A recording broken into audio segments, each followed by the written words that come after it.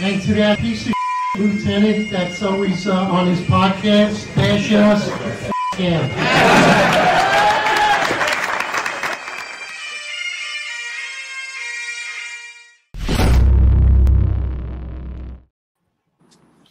All right, everybody, June 30th, 2024. Of course, it's Sunday, 8 o'clock. It's time for New York Times. Well, 265 live here.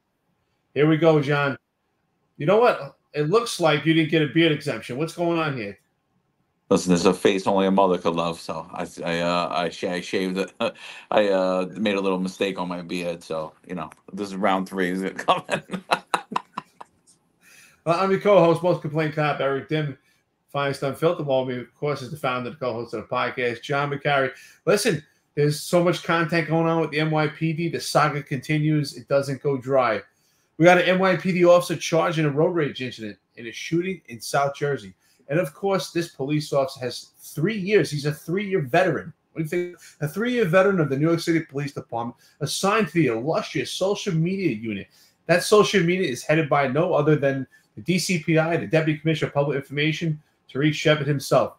What are your thoughts on this assignment of a police officer with 3 years on the job in such an illustrious unit? I mean, 3 years on the job today is like 4 months or 2 months. And like when we came out, I mean, these kids do not stand on their own 2 feet. You figure 6 months in the academy. I think they're up to like 2 years of field training at this point. And it's absolutely ridiculous. So this kid has about a week on the job, and he's in a unit, social media unit, public relations unit. It's an absolute slap in the face to everyone in the New York City Police Department. That should be somebody in there with 18 years on, 15 years on, 16 years on, someone that put their time in, and now you're going to let them take it easy as they head towards retirement, maybe last a few years. But this kid, it's an absolute joke. And what the bigger joke is he probably has more experience than Tariq Shepard does out in the street. But Tariq Shepard is an action hero. You did see the pictures when they did a press conference, and Tariq Shepard was dressed up with the ESU uniform. He just got finished doing a search warrant, apparently, knocking down doors. Tariq Shepard, of course, he made it to the rank of DCPI, and that's when he decided to knock down doors. But what's interesting about this also, so here we have this officer, young Asian police officer, which is great. We show the diversity. His last name is Tran.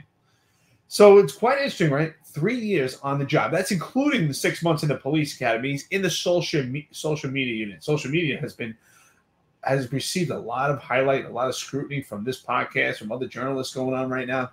But with 3 years on the job, I think it's interesting. He's involved in this road rage incident in New Jersey. And it said, according to the article, that his defense attorney said that he was suffering from substance abuse and alcohol abuse, and along with that, PTSD. So what are your thoughts on that? With all these issues, and he's in the social media unit. I mean, the academy must be rough, and working for public relations for Eric Adams must be even rougher that he has PTSD, because he definitely doesn't have it from being on the street. That's for sure. There's definitely he definitely didn't get that with his 3 weeks of street experience. I mean, and we're not even taking into account how long he's been in the unit too. I mean, it's an absolute joke. It's an absolute slap in the face, actually, to everyone on the street. Slap in the face to you, Eric. Slap in the face to anyone who's done over 5 years on New York City streets as a police officer. I mean, I say it all the time. Every cop, whether you know it or not, you suffer from PTSD. You'll realize it when you retire and you actually start to interact with normal people, that you're not normal. It's interesting also, John, you and I spoke about this extensively. I remember upon my retirement, which is now is almost 2 years, September 2022. I remember talking about this because at the time we were discussing that Mayor Eric Adams himself said that administrative roles will be replaced by civilian members so that these police officers can be on the street and walking the beat or riding a car, actually feeling that omnipresence. And I said, you know what? I think the majority of the police department should be in an active policing law enforcement role. And you had brought up a good argument. You said, yes, but there are some sensitive issues where you do need police officer administrative positions because of sensitive material that they would may be involved in, or something that may need to be confidential or classified. Do you think that the social media unit John, I'm curious. Do you think that the social media would fall under that caliber of sensitive material, something that needs to be administrated by veteran police officers with 3 years on the job? Absolutely not. I think that as far as DCPI goes, you need like 1 or 2 experts on the street. I mean, it should really be the deputy commissioner of public information should be the expert. Fortunately, he's also doesn't have enough time. But yeah, you're right. Eric Adams said that he was going to eliminate administrative units, and he grew them. Instead of eliminating uniformed police officers and administrative units, he grew them. And how did he grow them? He has 3-year wonders inside of DCPI. I mean, this is I don't. It's just the ultimate hypocrisy. Everything that comes out of this guy's mouth is a complete and utter lie. I mean, again, you put a 3-year wonder in a spot like that, checking social media. I mean, I'm curious how many times he checked our social media, Eric. Was that his part of his social media job, or was it to put out these ridiculous politicized posts that go with this progressive movement in New York City? What is it that he's doing that needs a uniformed member of service? Nothing. And even to go further than that, it's interesting in the article, right? The defense attorney in his case is representing him, and the defense in this case is that he was suffering from PTSD, substance abuse, and alcohol abuse. And it's just a complete insult to the cops that are on the job right now that have to maintain a sense of sensibility and awareness and sound mind. And this police officer is supposedly has all these issues, and he's out there with a firearm. And it just goes to show how inept the police department is right now from the leadership when it comes to the top down. And that we have people on the job like this police officer. If that is true, that's exactly reflective of what we see right now. We had a police officer hide behind a fake moniker known as All Cops Are Woke that tried to demonize this podcast and threaten this podcast with death threats and all kinds of threats to our children. Now, this person clearly is unhinged. And if that's the case, well, this police officer is also unhinged. So it seems to be that this is now the nomenclature of the police department. We're starting to get a batch of these types of police officers. And I believe it is upon the leadership. So what are your thoughts on that? I mean, one, it goes back all the way to a thing that we've been talking about for a while. It's recruiting, right? We've been saying that, the recruiting efforts in the NYPD are completely politicized. It's completely a forced equity initiative. Where's this kid's psych evaluation? You can't tell me he did well on the psych. I'd love to hear the tapes and watch the tapes of what his comments were, what he wrote on things. Can't tell me this kid did well on the psych. The other thing that we see is a clear bias when it comes to investigating crimes or misconduct. Because here's a kid, he shot somebody, left them as a quadriplegic, and he's suspended with pay, meaning he's getting paid. He did his 30-day suspension. Now he's reporting to 315 Hudson twice a day, and he's getting paid. He's getting paid his entire salary. And then when we called out the hypocrisy when it came to the sergeant that reported corruption and then got into a bar fight, everybody jumped down our throats. But here, this guy shot someone, and he's still getting paid by the New York City Police Department. There's so much here that it's scary. It's scary. It's the hiring process. It's the disciplinary process. And then think about this. What did he do in his 3 months of patrol time or whatever it was that you're like, yeah, this is the guy. I need this guy with us, boss, when you're Tariq Shepard? What did he do for Tariq Shepard? And to me, he was compliant to a fault, and that's why Tariq Shepard grabbed him. Oh, he'll do whatever I tell him. Let me get this kid. There's so much that you just said there. There's so many layers to peel back. I want to start with what you said. This is exactly what I've been saying for years, that the hiring process that I want to reflect on that is that they're hiring those that are meek, timid, and docile. And I believe, listen, I'm going to make this as a disclosure right now for anybody who says, oh, that's misinformation. Listen, I'm not a psychologist and I'm not a psychiatrist. But what I am is, I'm not retired. I was a New York City cop who eventually rose to the rank of lieutenant doing special operations. So I was an observationist of behavioral indicators. And what I can tell you is this. I saw that when they hire meek, timid, and docile, those are the people are much quicker to go to their firearms. I would notice when I would see young police officers that were meek, timid, and docile, when they would do car stops, they constantly touched their firearm. They constantly took their firearm out. And in many cases, they didn't even take their firearm and point it at the adversary. They kept it by the leg. And I used to ask those police officers, why are you doing that? Well, I don't know. I said, you know what that is? That's your balls. You're putting the firearm by the leg because that's your balls. That's your sense of security. And that's why we need strong men and women to do these jobs, because we need people that have strength, that don't take that firearm out unless it's needed. Because if that firearm is needed, you take it out and you're pointing at the threat.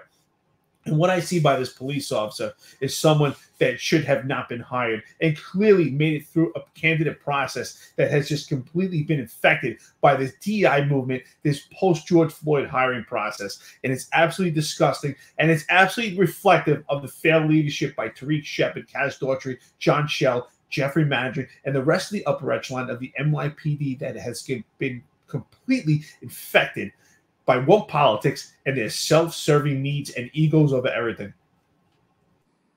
I mean, listen, I'm gonna agree with you 1,000%. When you hire weak, timid, and docile, grew up on New York City streets, was in hundreds of interactions that either turned physical or weren't physical, or didn't become physical, but had the opportunity to.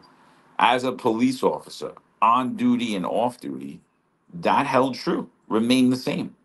I didn't never I don't think there wasn't one time where somebody cut me off or was beeping their horn or driving up my butt or doing a million different things that could happen daily, maybe 10, 15 times a day while you're driving around New York City, where I'm like, oh, I'm gonna pull my firearm out and shoot this person.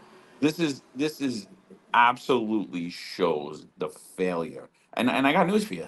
I don't think this kid's a one off. I think he more leans towards the majority of what they're hiring today. And you have PTSD from what? Playing Call of Duty? What does he have PTSD from? What could he have PTSD from? Look at John Shell. He's got PTSD. Watch him when he's at the city council hearing. He's rubbing his head and he's grabbing his chest and he can't even listen and he's clenching his fist. That's what PTSD is. It's years of abuse on your body, years of abuse mentally, years of hypervigilance. That's someone with PTSD. This kid has serious mental issues, should have never been hired in the first place. Never mind brought up to the illustrious DCPI unit to fill an administrative role and then claim you have PTSD from it. Come on. You know, I agree with you. I'm glad that you said that, because I was thinking the same thing. I read through this article, and I didn't see any mention in this article that this kid had prior military service. Because I said, okay, maybe he has prior military service, served overseas. I know myself, the other veterans, PTSD, or I like to refer to as PTSI, post-traumatic stress injury, is a huge plague of the military. And most go through transitions, and there's different outlets to get back to societal norms and be fit for policing. So I thought it's possible, maybe because he only has 3 years on the job, it could be an extension of his military service. But there's no mention in this article of any military service. That's why I thought exactly in the lines that you're saying right now, is that clearly it's psychological issues and it's psychiatric issues, and it reflects on the hiring process that we see now. And it's quite interesting. They can't deny it. Unlike people we have spoke to, and there have been people that have defended the candidate assessment process, but I think clearly we can't deny that there has been substantial changes. I have spoke to police officers that have worked for me that are now in different units within the department, where they deal with the recruits in the police academy. For instance, people that work at the gun range or people that work at the police academy. So they deal with these new recruits, and they tell me all the time they have kids that are taking psych meds. It's a complete different nomenclature than we were on the job with that vetting process. Back when we got on the job, you couldn't even have a parking ticket, and if you did, you had to explain this thing like it was an FBI probe. But now we have kids on this job who just clearly don't fit the bill. Absolutely. And don't worry, we're still paying this kid, so it's fine. New York City taxpayers are still footing the bill for him. The other thing is there's 80 people in DCPI office, 80 uniformed members of service in DCPI. Do you think that there's a need to have 80 people inside the Deputy Commissioner of Public Relations office? I would say you need, maybe for a rotation, maybe 12 at the most. Maybe.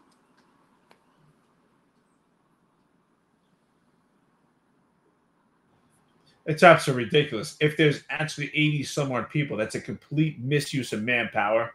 Obviously, to me, it's indicative of the egregious effort to keep up this nepotism, this circle that's going on in the police department of taking care of people that are in your circle. How do we need 80 some odd police officers in a social media unit?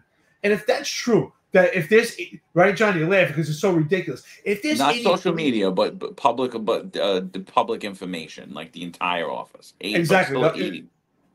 Well, that's another problem, right? Because we talk about the public information, because the city council did a good job of addressing this, and I hate to admit that the city council did a good job of saying, well, how many people are actually utilizing the social media, and how many people do you have actually monitoring it? And if there's 80 some odd people in this public information, who's actually leading this? Are they broken up into small different units? I think it's absolutely insane. Especially simultaneously, we have a crime problem, unlike what New York City mayor likes to tell the public. He's lying and gaslighting the public by telling you crime is down and jobs are up. Completely ridiculous. And he also tells you, your psyche's playing on you of what you see. I can tell you right now, what we see is that we not only is our psyche playing on us, but the psyche's playing on these cops right now because they do not belong in the New York City Police Department. But this is the leadership that we have, and leadership affects everything. It affects the nomenclature and the representation that this job has. It's the same patch, but a different job. Oh, absolutely. And listen, PTSD could affect anybody, right? It could affect a civilian, right? You're in a bad car accident, you get robbed, you get beat up, something happens to you on the street. You could develop a form of PTSD from that. I mean, people have different thresholds, right? People are going to have different thresholds, but obviously this kid has a very low threshold, and there's a mental illness there. The average cop, like I said, all have PTSD, but they function. They still function in society with it. They have a normal life. They have a very healthy family life, a very healthy marriage, very healthy ability to raise their children. I suffer from PTSD. Eric does. Sal does. Marlon does. I mean, you could, any one of you guys, I could have a conversation with you, and I guarantee you have PTSD, you have anxiety, you just have no idea that that's happening to you. You just don't know. You don't know how to assess it. And the problem is that we're hiring people that have a low threshold and have an inability to function properly in society with something that's going to develop as a result of your job. It's not an if, it's when. You will develop it. Maybe it's your 50th job. Maybe it's your 100th job. Maybe it's a combination of seeing numerous horrible incidents. Maybe it's a combination of 10 years of abuse on your body, the lack of sleep, the rotation, the constantly not knowing when you're off on the weekends, not being able to plan. All of these things combined, you will develop PTSD throughout the course of your career as a law enforcement officer, but you should still be able to function, right? Regardless your level of it, you should still be able to function in life and in society. And obviously, this kid who hasn't really experienced anything cannot function in society, should not have a gun, and 100% should not have a shield. Absolutely, you're 100% right. I do believe what you're saying is pretty accurate, that most, I would say the majority of people, especially in law enforcement, have some form of PTSD. And I believe that, again, I'm not a psychologist or a psychiatrist, but based on what I've seen, the information and what I felt myself and the conversations that we've had, I think that we all have different forms of it. And I think they come and go. And sometimes they come and go in different stages. But again, with 3 years on the job, at that point, you should be full of enthusiasm. You should be eager to do this job. And you should have, especially, I don't have the age on him, but I saw he's a young man also. At this point in his life, how much could he really experience? Again, I said, I don't see that any reflection of any military service. There's no indication of it. So what could he have actually faced at that point to have PTSD? And if he has PTSD at such a high level, at such a young age, well, maybe he's not ready for the police department yet. I'm not saying never, but maybe these things have to be rehabilitated, and they have to be monitored. And obviously, have it taken care of through some therapy before becoming a New York City police officer. But again, and also there has to be some limitations and boundaries to the level of PTSD for someone to become a police officer. Again, I do believe these things come and go.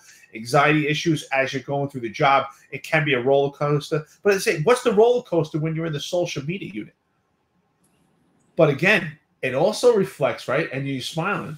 Let's discuss this real quick. I like to get into this because it also reflects on what the Civilian Complaint Review Board said. Right, because according to the Civilian Complaint Review Board, we did a prior podcast, that their investigators are suffering from PTSD from watching surveillance cameras. So why are we not giving the same credit to the police officers that are actually doing the job and their boots are on the ground? So it's quite interesting, right? We see hypocrisy all over the place. Welcome to another episode of Things We're Not Allowed to Talk About.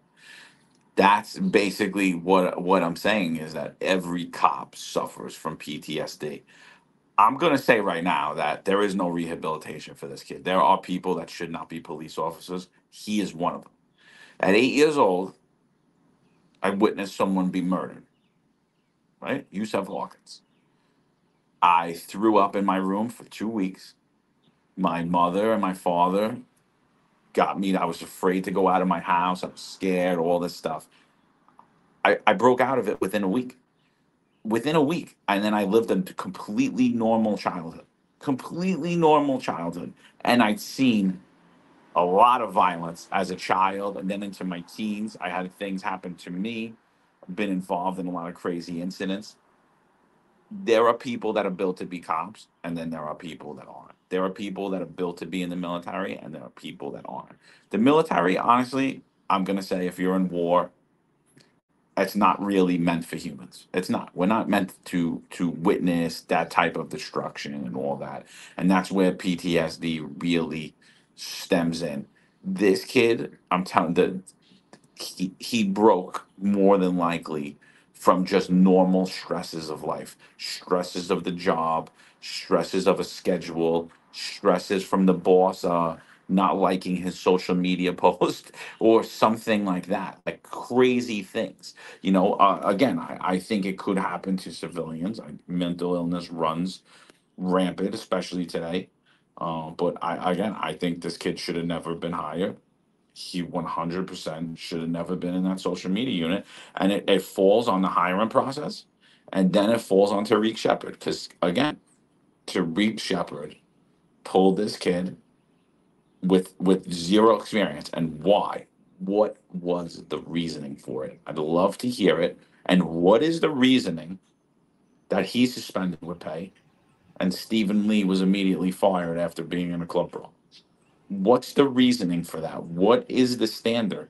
Because to me, I'm going to say that if you're in a club brawl, that's less egregious than if you shoot somebody, make them a quadriplegic, and run from the scene, go to work the next day like nothing happened.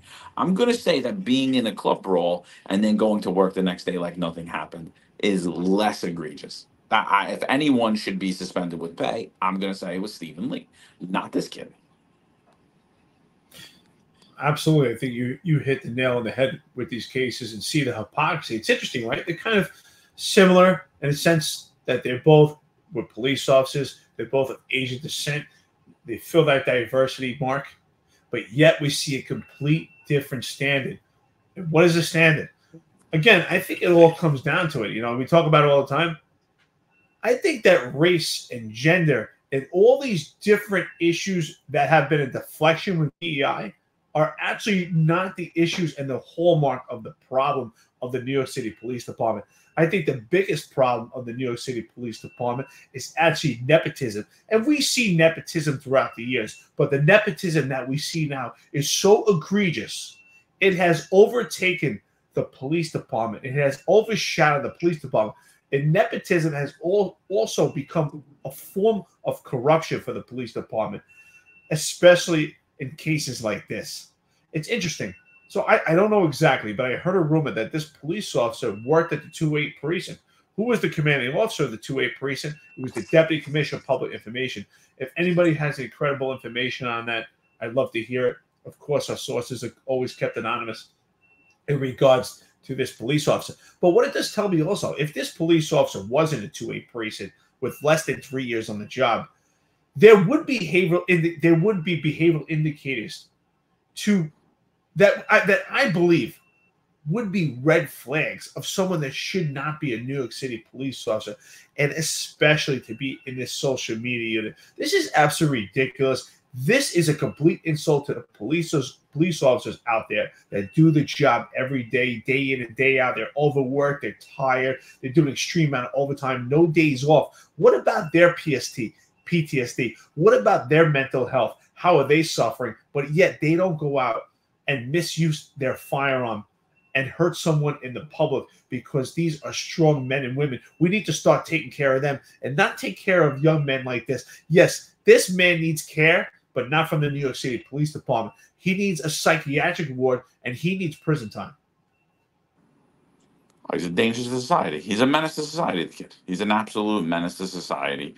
I'm going to say right now, there's a great test for mental illness in the police department. Let him do his job for at least 5 to 10 years, maybe more. 10 years, I would say, is sufficient to be out on the street to test somebody, right? Take his weekends, give him Tuesday, Wednesday off for his first 3 years, send him to midnights, make him do midnights for a year or two, let him prove himself, let him move up the ranks. Maybe he goes to the illustrious khaki pants team. Like, even those kids weren't pressure tested prior to this. Hand them notifications right before their weekend comes off. See, if they snap and break, probably this person's not tough enough to be a New York City police officer, right? This is what goes on. I mean, what I just hear recently. Talk about mental health in the NYPD. Let's talk about what a great job they're doing for the people who are actually out on the street and mental health. So I just heard I heard a warrant sergeant was suspended at a detail. So gets ordered to go to one of these stupid details because there's not enough cops, even though the chief of personnel is telling you the retention rate's great and everything's going fine in New York City Council. There aren't enough New York City cops. There haven't been for a long time. 4 years, the department is dwindling at ginormous rates, and they're lying and telling you they're keeping it up. But anyway, so they're bringing people out of units that traditionally would not be on the street as a warrant sergeant, right? His unit is responsible to go get people with warrants. Does very dangerous work, right, out on the street. So he's out on a detail during a heat wave. He has his people out on the street whacking it up. What whacking it up is you have your people who are standing in a polyester uniform with over 20 pounds of equipment on and a bulletproof vest.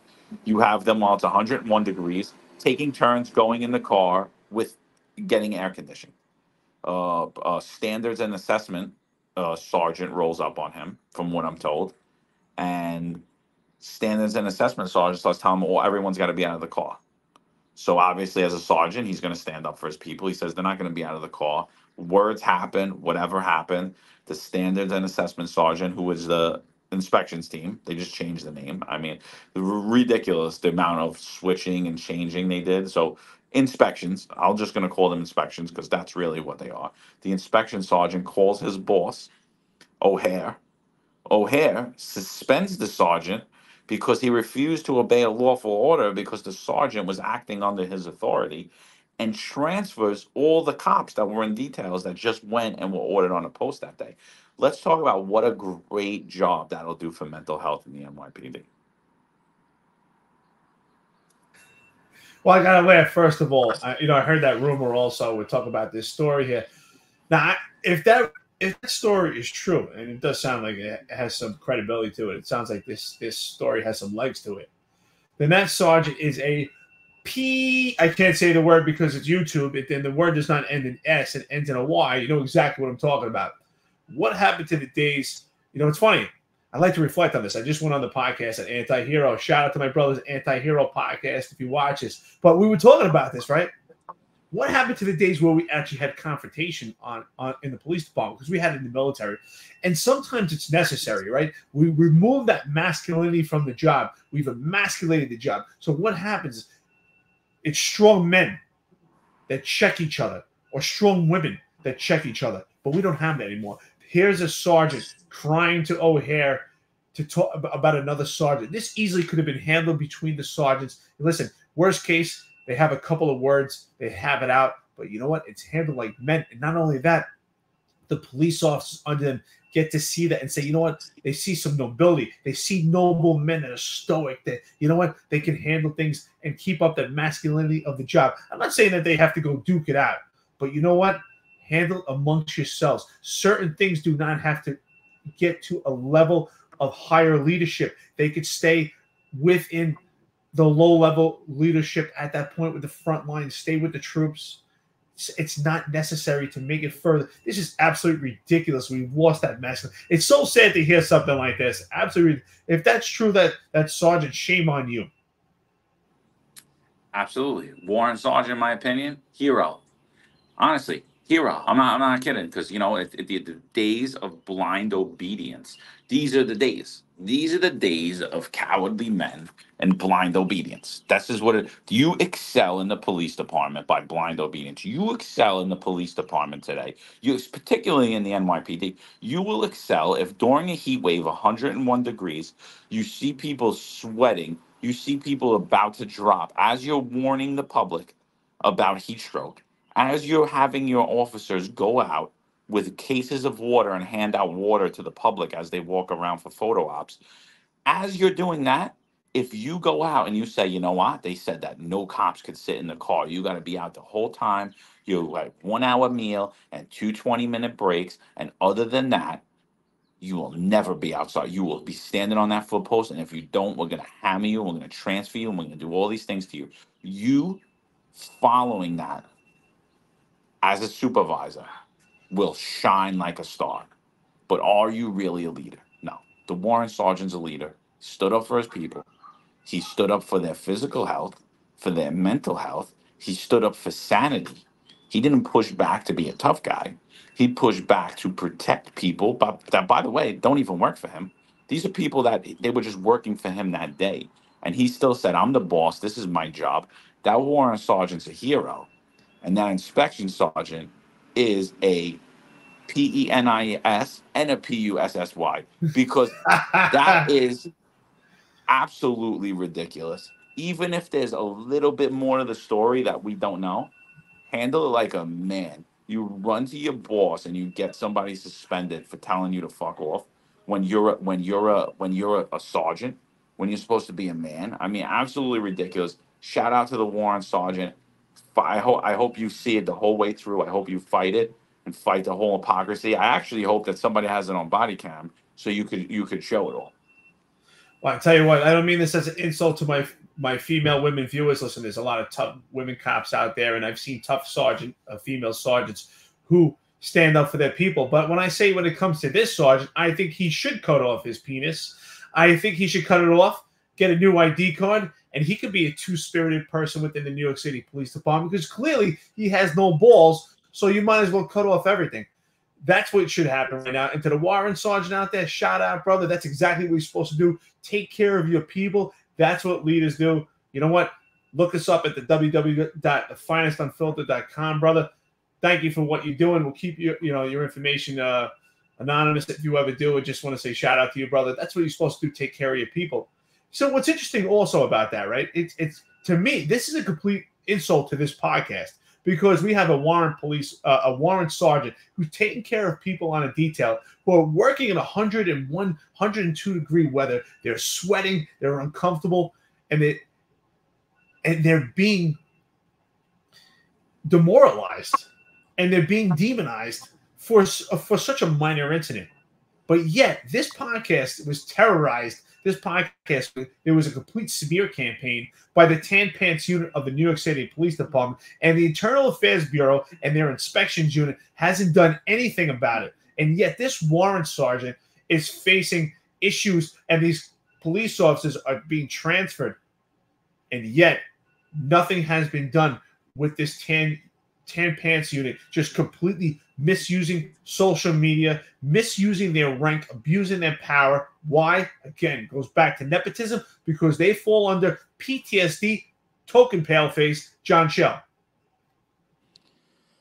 It's honestly, it's a disgrace. It's a disgrace. A blind obedience, an absolute disgrace. And like I said, in the day of heroes, there are none in the upper echelon. There are none that are close to the king. The day of heroes is gone. That's what happens to you when you're a hero. That's what happens to you when you stand up for your people, right? And honestly, to me, the message is we don't want any of this. We want less cops. That's the message to me. Who was the Dave Rockenberry? What was that kid's name? Dave Rosenberg in chief of department's office. That he said this was This is the best version of the New York City Police Department. Dave, I know you're gonna listen to this. I know you're watching this. This is the absolute worst version of the New York City Police Department that's ever been. This is the weakest, the most incompetent, the most inept, and the most egotistical version of the NYPD it's ever seen. Honestly, it's disgusting. Eric Adams' administration is 1,000 times worse than I ever thought they could be. And that's saying a lot because I thought he would be horrible. And honestly, he's exposed what he should get credit for is exposing the cowardice of everyone, the majority of people in the NYPD, because he's exposed them. He's absolutely exposed the cowards in the unit, the cowards in leadership, the cowards in rank, the cowards in his upper echelon. Right? These are all guys that were not fans of Eric Adams.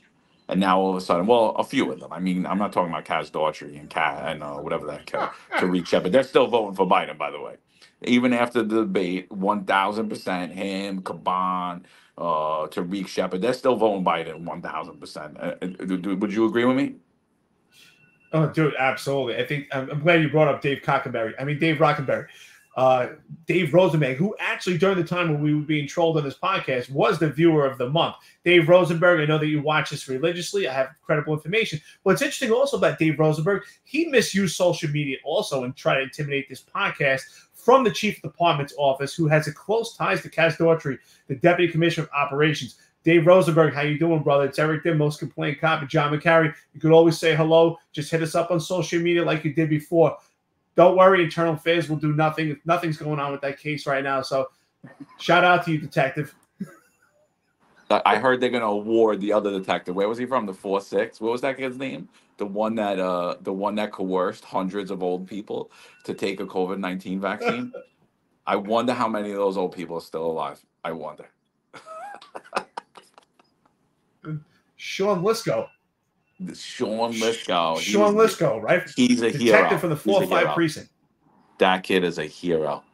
He's an absolute hero. Dave, thank you. I mean, Sean, thank you. Thank you for coercing all those old people and posting your community service award out there. You are a true hero. We need more people like you. Oh, absolutely. Absolutely. You know, what's interesting, we talk about this, right? Here we have a police officer with 3 years on the job in the social media unit. But what I think is also an insult is to the best police officers that were out there, the police officers that were under my command when I was a special operations lieutenant, anti-crime sergeant, doing anti-crime and plainclothes work when you had to have those behavioral observational skills to find illegal firearms because people were concealing them. It was a much different operation because they were facing actual jail time in comparison to what's going on right now. I know these guys are out there doing their job and they're making mass arrests, but it's reflective of what's going on in these streets. But I see numerous pictures and I see police officers from the khaki pants unit getting promoted to detective with 3 years on the job. And these police officers that I saw do the finest policing in the South Bronx, the Lower East Side, and all over different parts of New York City, not get promoted with 10, 15 years on the job, with their boots on the ground, grinding, the extremely outstanding investigative skills, a great eye to get guns off the street, and they don't get promoted. And I've seen pictures of the khaki pants unit. And every one of these pictures, they look extremely young, and they all have been promoted already to detective. So to me, 3 years is now the new benchmark to be a veteran in the New York City Police Department. What are your thoughts on that? As far as maybe they should change the hash mark to 3 years. Look, this is the only thing I know. This is the only thing I know. The upper echelon is heavy Democrat. They're heavy Democrats. They all love Joe Biden. They're all going to vote for Joe Biden. They all thought in 2020 Joe Biden was going to do a good job. They all thought that Eric Adams was going to be a good mayor, right? They all donated to him. I mean, some donated a little bit more. I think Caban only gave him like $50, which is ridiculous. I think Tariq Shepard actually gave him a couple of hundred. But which is customary. If I was going to donate to a politician that's going to hook me up and promote me eight ranks, I'm gonna give him the maximum amount of money that I could give him. But Caban only went $50 in his pocket, so I mean that's one. I said, but like, what's their ability to assess anyone, the upper echelon? They have none, right? I mean, we all saw that debate. Joe Biden is a shell of the man he was. I never liked Joe Biden. I never liked him ever. I didn't think, I thought in 2020 he was a shell of the person he was when he spoke at Ramos' funeral in Glendale, New York. I was like, that is not the same guy that I heard at that funeral. That is not, and it was only a short time later. I'm like, that is not that guy. Now, forget about it. I mean, so the ability of the upper echelon to assess anyone at this point, I mean, we're talking about competency. We're talking about truth. I mean, Joe Biden completely lied on the stage the entire time. And they're all going to continue to vote for him and support him.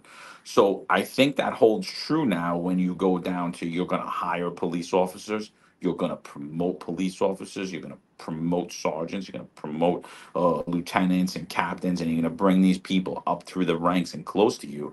And what you're going to see is that the people that they bring with them are not competent, didn't earn it. And you're like, why did this person get promoted? What did they do to deserve to get promoted? And you're not, and again, it's going to be, my response is going to be, they were met with blind obedience by these people. And that is considered a virtue today in the New York City Police Department. Because again, what has Joe Biden done to think that you should vote for him for the president? But they're gonna. And that is where it holds true. These people are self-serving, they're cowardly, and they're incompetent. And you're going to see it when they vote for president, and you're going to see it when they hire police officers, and you're going to see it when they promote police officers, and you're going to see it in the decisions they make, and you're going to see it when crime happens in New York City. What do? They downplay it, they pat themselves on the back, they throw a party, and they say that they're going to have drones and more cameras, which is their solution to everything. It's interesting that you say that. What their solution actually is, John, is their solution is actually to further push the defund the police movement. That's what Kaz Daughtry's doing. Kaz Daughtry is pushing the defund the police movement. Every one of these cops that's actually supporting Kaz Daughtry and supporting this administration is not realizing their feeble minds are allowing this defund the police movement to progress even further. Because when they say, let's get drones out there and further artificial intelligence and pushing this technology over the human element, what they're saying is we're going to replace police officers. These drones and this other artificial intelligence is not an addition to the police officers out there right now. It's not an addition to your brothers and sisters. It's a replacement. It's a replacement for the veteran police officers, just like Marlon Bethel. We just had a podcast here. If anyone had an opportunity to watch, Marlon Bethel, a 15-year detective of the New York City Police Department, was terminated because he was not vaccinated. So what does that mean? Do you think that Marlon's being replaced by a veteran police officer with his experience in field intelligence and along with Leeds, which is a junior investigator in the New York City Police Department? No. The answer is no. He's not replaced. Replaced by a human element. He's replaced by a drone or some form of artificial intelligence. So what does that mean? That means that you're further pushing to defund the police movement. So please don't tell me back to blue. And we care about our brothers and sisters. If you care about your brothers and sisters, well, stand up for them.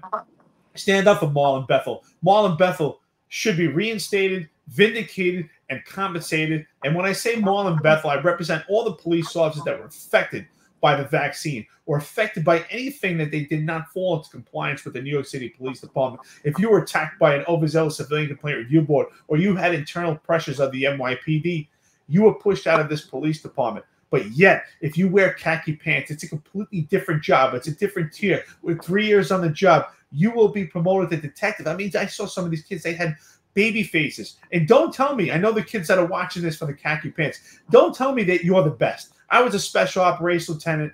I was an anti-crime sergeant in plainclothes, and I did this job, so I could comment. And I see some of these videos, and I see the tactics. They're absolutely terrible. Some of these tactics are terrible, and it's not to to criticize you because of your incompetence. It's scary when I see some of your tactics, and I worry for the safety of the khaki pants that are out there. And I think that you have failed leadership in your unit. And if you had leadership like myself and John and other veteran leaders out there that I know that are great at doing special operations work, you would be in better hands. Oh, absolutely. I mean, I've seen so many videos where I'm like, and I said it to Eric, I'm like, do you see the way they're approaching this car?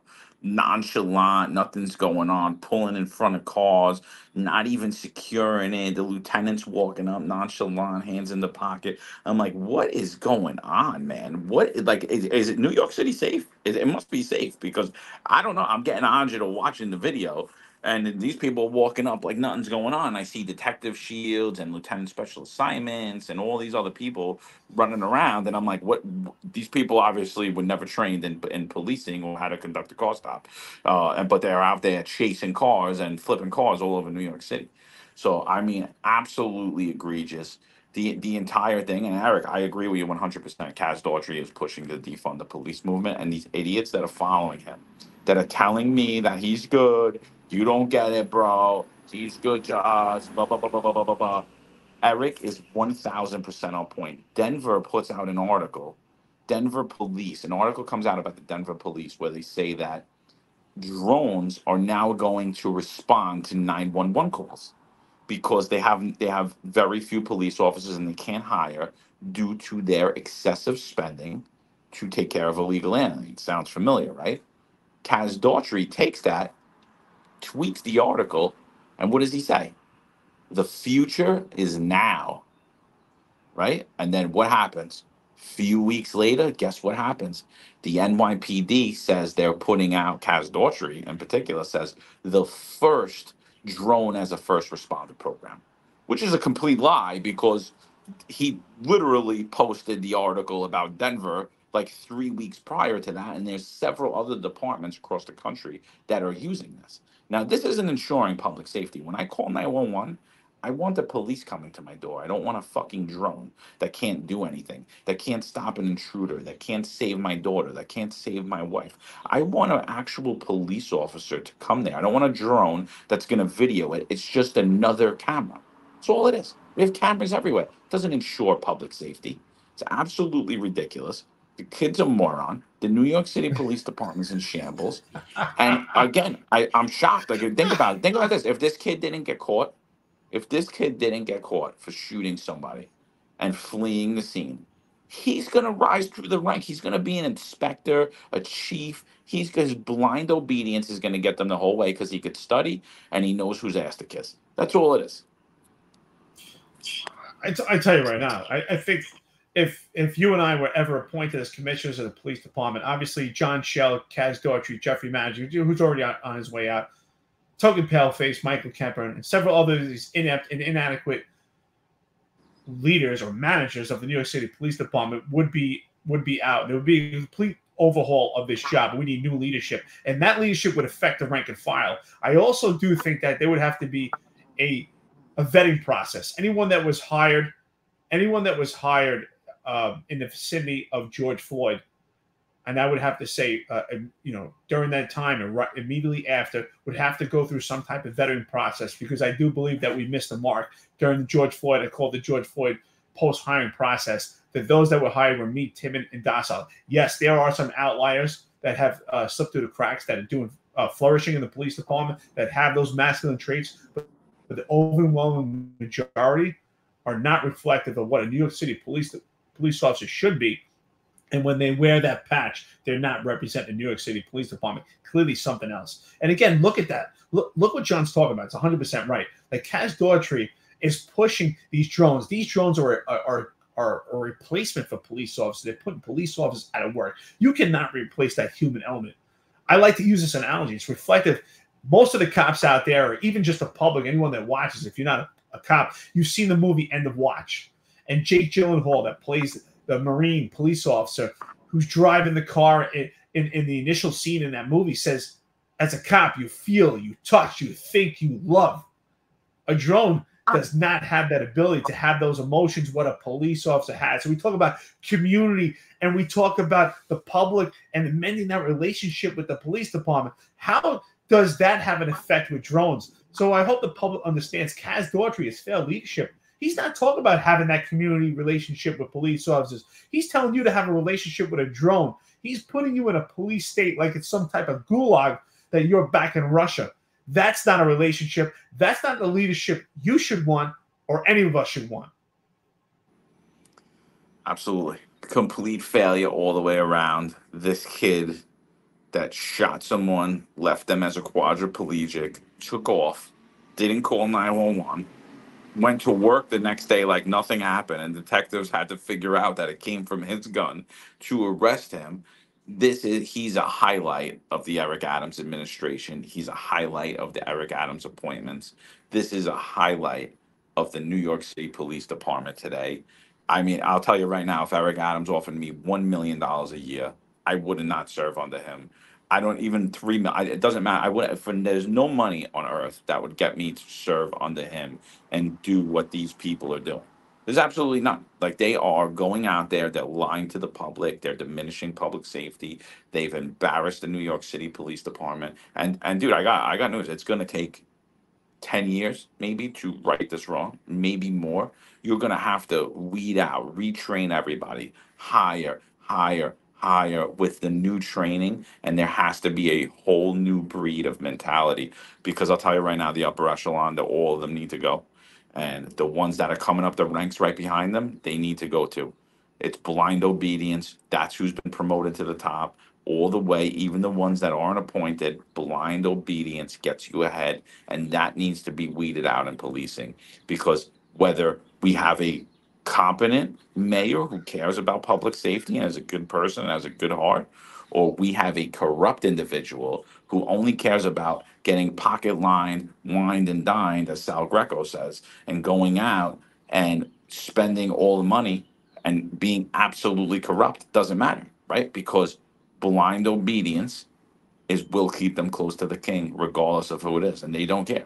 Like I said before I left, I said, you people stick your mother in the gas chamber if it means your pension or your promotion or whatever else, and don't tell me you wouldn't. And nobody pushed back at it. And I'm still saying that today.